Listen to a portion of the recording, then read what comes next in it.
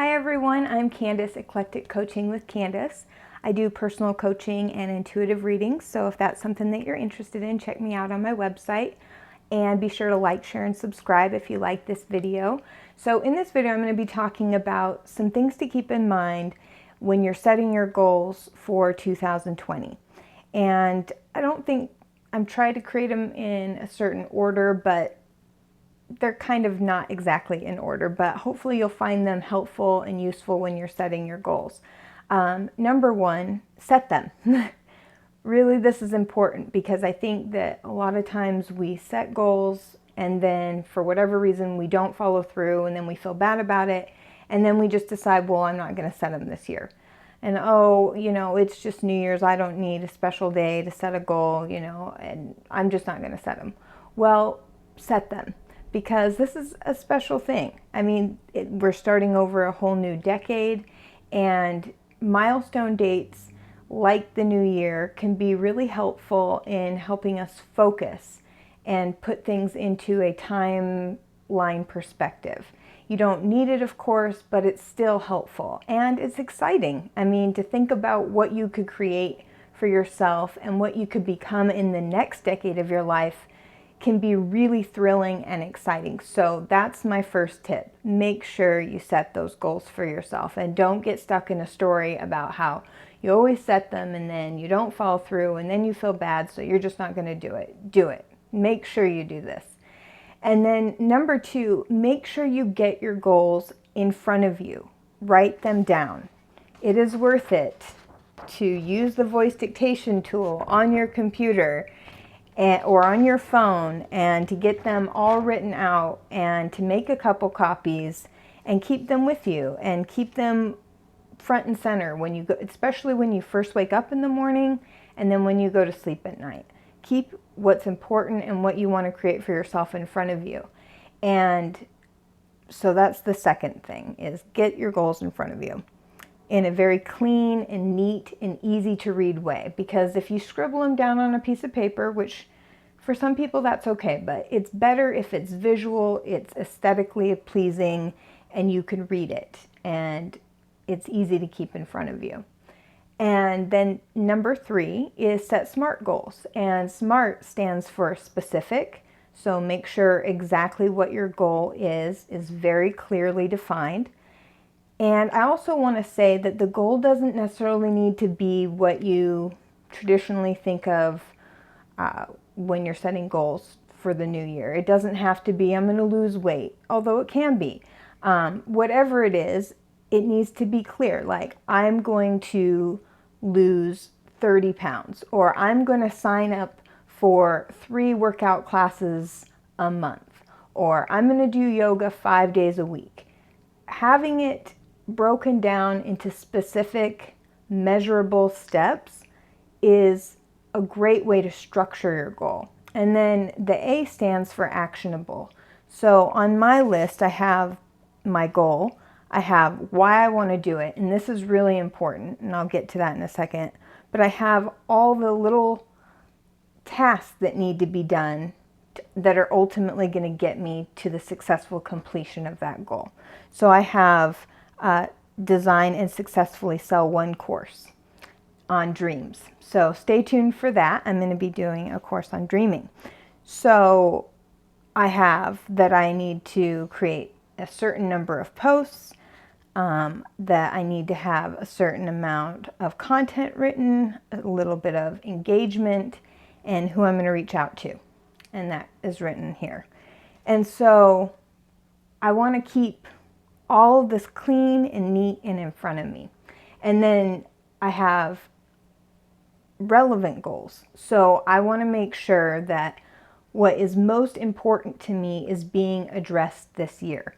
So your goals aren't a static thing. They change and they kind of shift as you start reaching them and as you start reaching different points around them, and that's okay. But you want to look at what is it that I'm trying to create and maybe apply the Pareto rule, which is the 80-20 rule, which is what are the 20% of actions that are going to yield me 80% of the results? Or what can I do now And this is a big one too if you're trying to create change or success in your business. Like, what are the very immediate and specific income producing activities that I can focus on right now? So you're wanting to make sure that your actions and what you're doing is relevant to the larger focus that you're trying to create, the larger goal. And then make sure your goals are time bound. So make sure by when you expect to have this goal completed. And it's nice because as you review the goal on a regular basis, you also review the timeline, and it helps you stay on course and on point. All right. And then the next thing is, think about what it's going to cost you if you don't start reaching for this goal. Because I know that if you're sitting here, even if you don't know what you want, and especially if you do, there's something that you're like, yeah, I want to create this change. I want to do that, but you want to make your want an absolute necessity. Like, you have to do this. And the best way to do that is to link a lot of pain to what it will mean for you and your family, especially, or anyone close to you. Like, what is it going to cost you if you don't start changing this, if you don't start following through with this? And just that little exercise of writing it all out and really using language like, I'm sick of this. Like, I don't want this anymore. This has got to go. And writing about why and how it makes you feel and why absolutely you're done, you're not doing it anymore, is going to help you so that you're not constantly trying to motivate yourself. You are actively, and even on a subconscious level, you want to have like a visceral shift. Like, no, when you have that moment, like, you've linked so much pain, you've linked so much discomfort to something that just one day you snap and you don't go back, and you're not wasting all this energy trying to be like, oh, maybe, I'm white knuckling it. You're over it. It's worth it to sit down and think about, what does this mean if you don't change? What's it going to cost you emotionally, financially, physically, in your health? Link it to pain in your body, illness, like anything that's going to give you that edge to just cut it off. And then number 5, get support. Don't try to do this all by yourself. It's so challenging to change sometimes when we try to do it by ourselves, because we subconsciously distract ourselves whenever we feel like, like we're about ready to make that progress. Then sometimes we swoop in and self-sabotage. A coach can help you stay on point. A coach can help you get really crystal clear on exactly what you want, but more importantly, why you want it.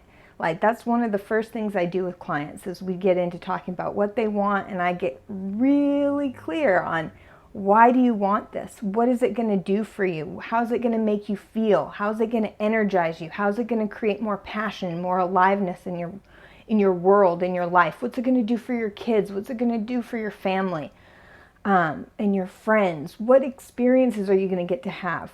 I get really clear on why they want to do it and create a compelling vision towards it, so that it's just like, yes, that is exactly what I want. But also, why do you need to change? And we push on the pain a little bit so that we can get really clear on that, so that when you are having a day when you're feeling, this isn't working, I might want to quit, or you're starting to make excuses, well, this just maybe isn't, or whatever, you're trying to back down, a coach can help you get that leverage and remind you, this is what you want and this is why you want it. And then I can help you stay on a schedule, and we go through and we keep a list of what it is that you are committed to. Now, I don't tell you what your goals need to be. I help you discover within yourself what your goals are and what you're willing to do to make that happen. And then I help you stay accountable to that, like each and every step, brick by brick, one step at a time. That's how you get this done. And that's how you stay consistent over the long haul. But if coaching isn't your path necessarily, make sure you get in a support group. Make sure you Go to events. Make sure you surround yourself around people who are making things happen in the way that you want to make things happen. Join forums. Any little step you can do to get yourself around and in the mindset of reaching those goals, get near it any way that you can. So get support is the sixth thing. And then, or the fifth thing. And then the sixth thing is imagine yourself achieving the goal.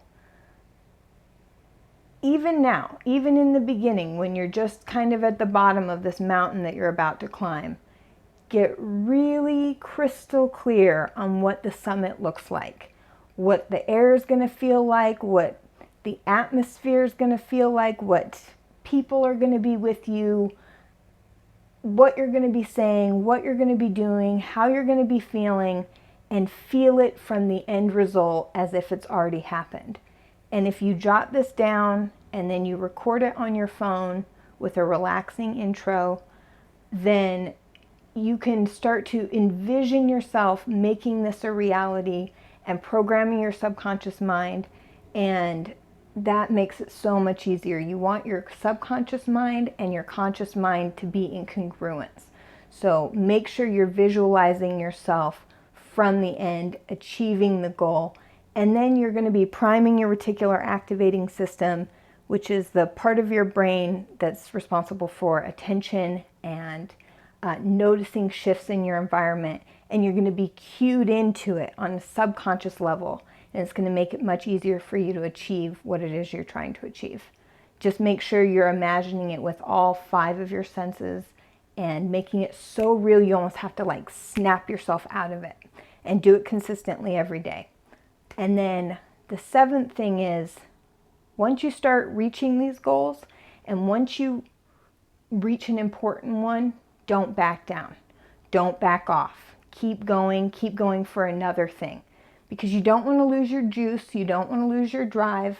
And I'm definitely suggesting that you celebrate and you give yourself a well-earned rest, but then you immediately get back on it and get yourself another goal, because that is what's going to keep your life filled with passion and energy and newness and vitality.